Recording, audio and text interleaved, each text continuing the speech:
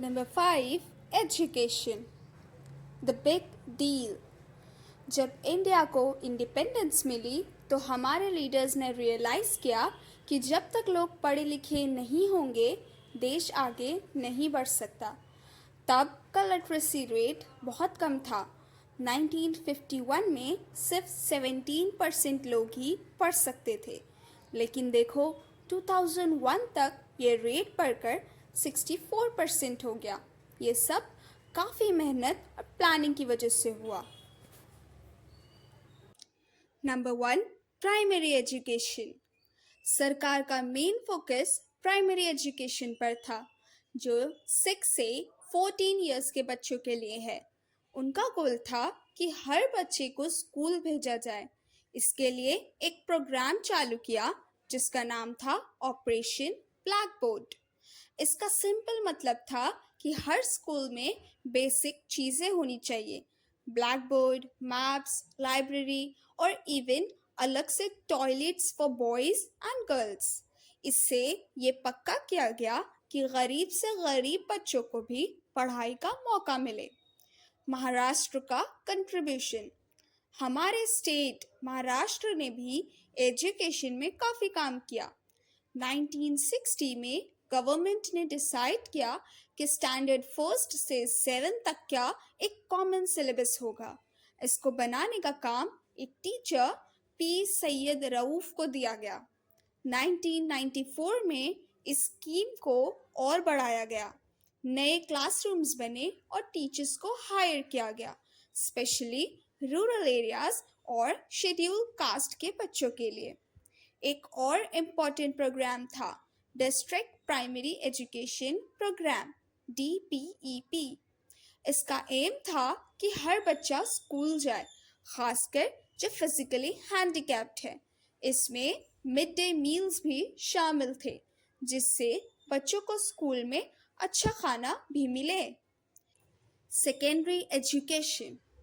जैसे जैसे primary education ठीक हुई, सरकार ने सेकेंडरी एजुकेशन पर भी ध्यान दिया। यहाँ पर 2 बड़े कमीशंस आए, मुदालियर कमीशन और Kothari commission. Number 1, Mudaliar commission 1952 to 1953। इस कमीशन ने सेकेंडरी एजुकेशन को इम्प्रूव करने के लिए रिकमेंडेशंस दी। उन्होंने 11+1+3 पैटर्न की सिफारिश किया था। कोठारी कमीशन 1964। ये मोस्ट इम्पॉर्टेंट कमीशन था, जिसे डॉक्टर DS कोठारी ने लीड किया। इसने 10+2+3 पैटर्न रिकमेंड किया, जो आज भी हम फॉलो करते हैं। कोठारी कमीशन के गोल्स क्या थे? सोशल इंटीग्रेशन, सबको एक जैसी एजुकेशन मिले, चाहे वो किसी भी कास्ट या बैकग्राउंड से हो।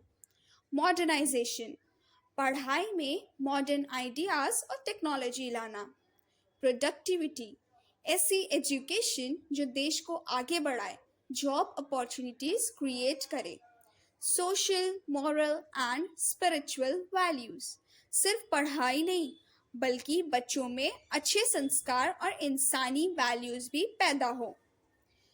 तो बस सिंपल है, हमारा एजुकेशन सिस्टम धीरे धीरे यानी स्टेप बाय स्टेप आगे बढ़ा, और आज हम जो पढ़ रहे हैं वो उन्हीं कमीशंस और प्रोग्राम्स की वजह से है।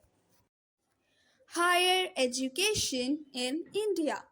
इमेजिन करो, जब इंडिया आज़ाद हुआ तो सबको अच्छी पढ़ाई की ज़रूरत थी, खासकर कॉलेज लेवल की। University education commission 1948। सबसे पहले एक कमेटी बनी जिसके हेड थे डॉक्टर सर्वपल्ली राधाकृष्णन। इनका काम था यूनिवर्सिटी एजुकेशन को बेटर कैसे बनाए, इस पर सजेशंस देना। University grants commission UGC 1956। इस कमेटी की सजेशन पर ही UGC बना। UGC को आप यूनिवर्सिटी का चीफ कह सकते हैं। इसका मेन काम है पैसा देना, यानी फिनेंशियल हेल्प, कॉलेज और यूनिवर्सिटीज़ को ग्रांट्स देना।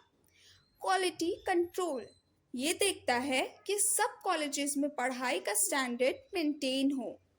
प्लानिंग करना, ये डिसाइड करता है कि सिलेबस में क्या होना चाहिए, कॉलेजेस कैसे डेवलप होंगे और नई यूनिवर्सिटीज कहाँ बनेगी।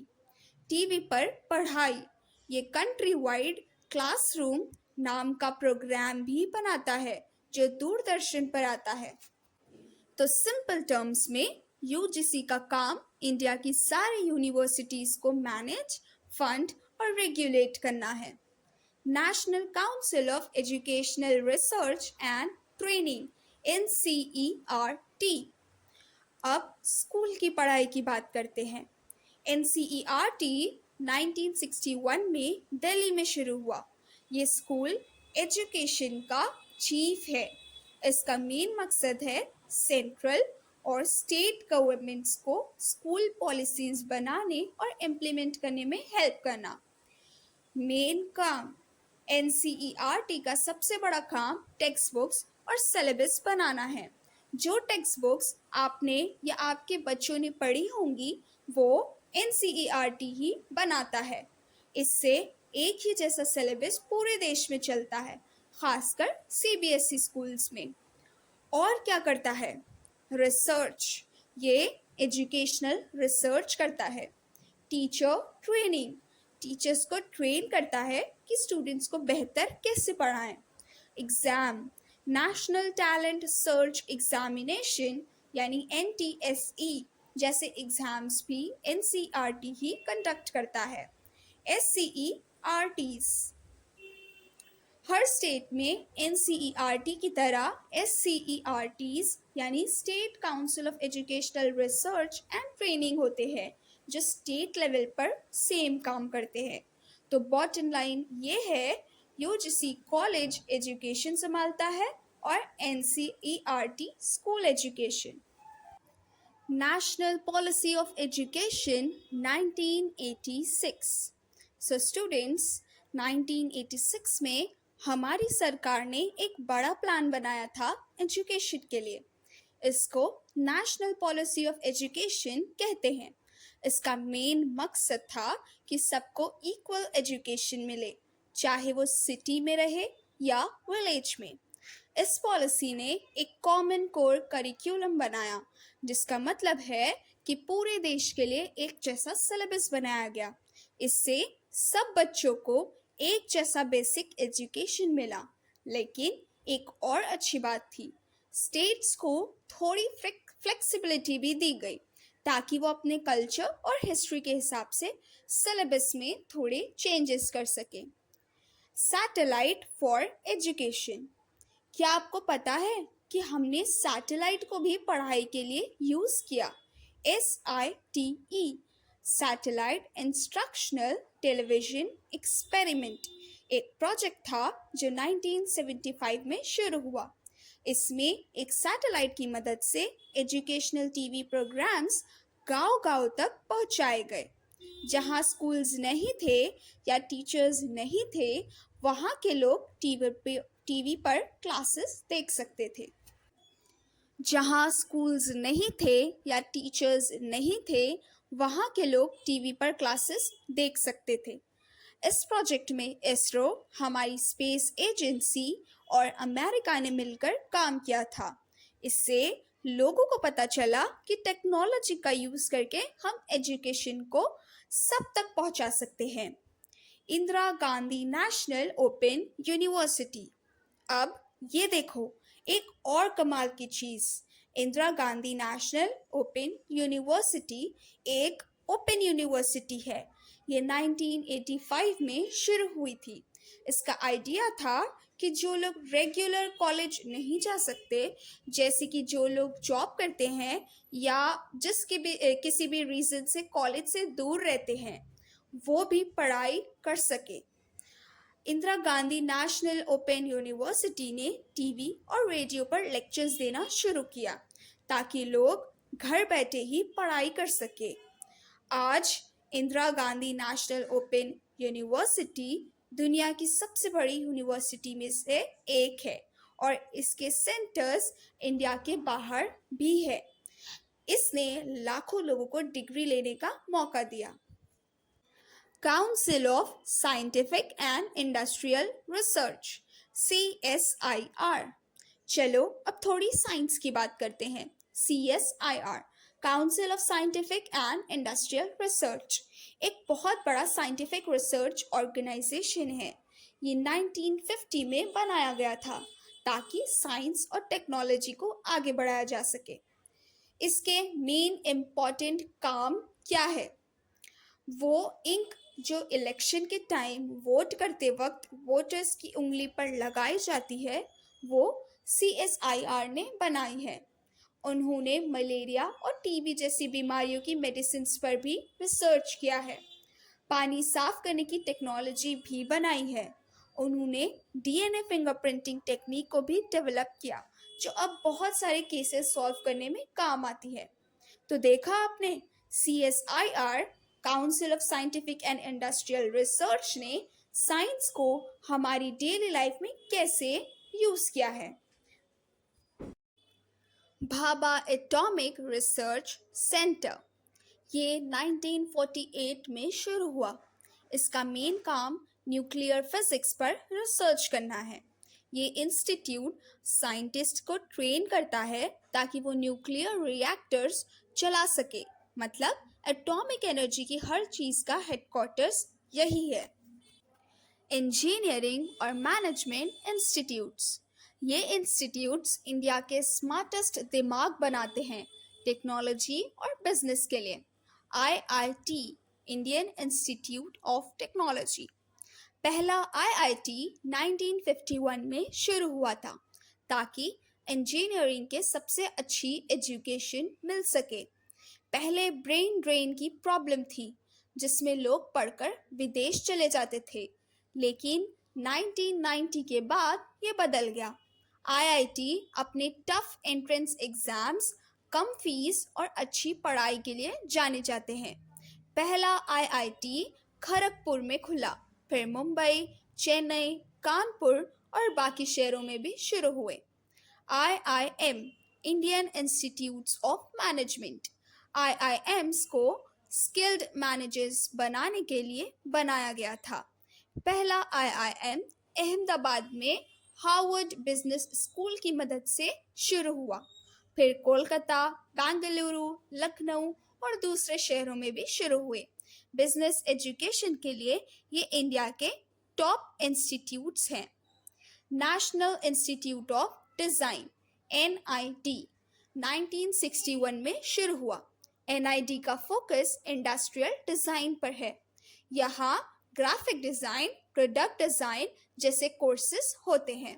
NID ने इंडियन एयरलाइंस और स्टेट बैंक ऑफ इंडिया जैसे कंपनीज के लिए लोगोज भी डिज़ाइन किए। रिसर्च और टेक्नोलॉजी इंस्टीट्यूशंस, इन ऑर्गेनाइजेशंस ने इंडिया को टेक्नोलॉजी में बहुत आगे बढ़ाया है। National institute for research in mathematical and physical sciences, ये 1962 में तमिलनाडु में शुरू हुआ और मैथमेटिक्स में हाई लेवल रिसर्च को बढ़ावा देता है। इंडियन स्टैटिस्टिकल इंस्टीट्यूट, ISI ने यानी इंडियन स्टैटिस्टिकल इंस्टीट्यूट ने 1969 में जादवपुर यूनिवर्सिटी की मदद से इंडिया का पहला इंडिजीनियस कंप्यूटर बनाया था। टाटा कंसल्टेंसी सर्विसेज, TCS, 1974 में शुरू हुई।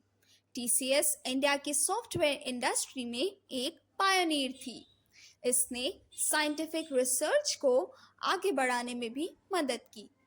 Centre for development for advance computing, government ने 1988 में centre for development for advance computing को पुणे में बनाया था।